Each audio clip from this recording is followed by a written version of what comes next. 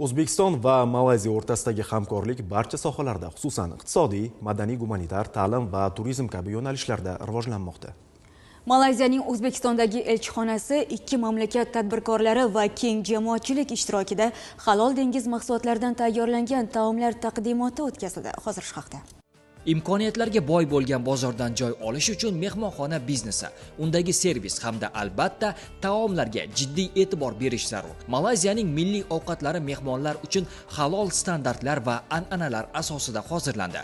Jumladan o'zbek xalqida osh taomlar qiroli bo'lsa, malay xalqining sevimli taomi satay bo'lib, to'y va bazmlar bu taomsiz aslo o'tmaydi. Yana bir yegulik nasi lemak kokos sutida pishirilgan achchiq ta'mli mahsulotlar kombinatsiyasi hisoblanib, iste'molchiga lazzat taqdim etadi.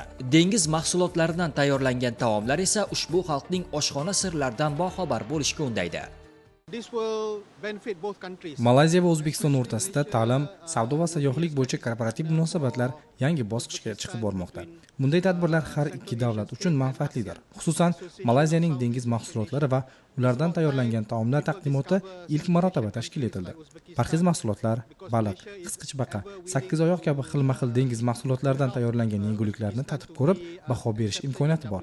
O'ylaymanki, bu yo'nalishdagi hamkorlik ikki tomon uchun ham yangi qirralarni ochishga ko'mak beradi. Janubiy Sharqiy Osiyoda joylashgan davlat haqidagi ilk tushunchalar milliy ovqatlardan kelib chiqadi. Har bir mehmon ushbu taomlar taqdimotida o'zlarining fikr va mulohazalarini bildirishdi.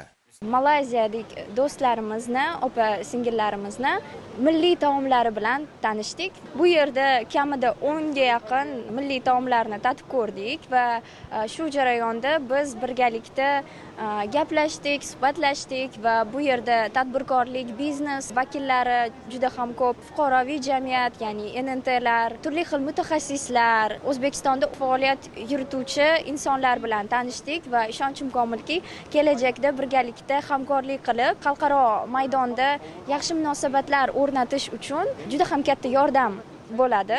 Ikki tomonlama hamkorlik ko'p qirrali tadbirkorlikka yo'l ochadi. Xususan, investorlar bilan tanishish, B2B uchrashuvlar, loyihalarning yo'lga qo'yilishi milliycha aytganda dasturxon atrofida mustahkamlanadi. Diyorbek Abdurahmonov, Shohruh Toshnazarov, Yoshlar.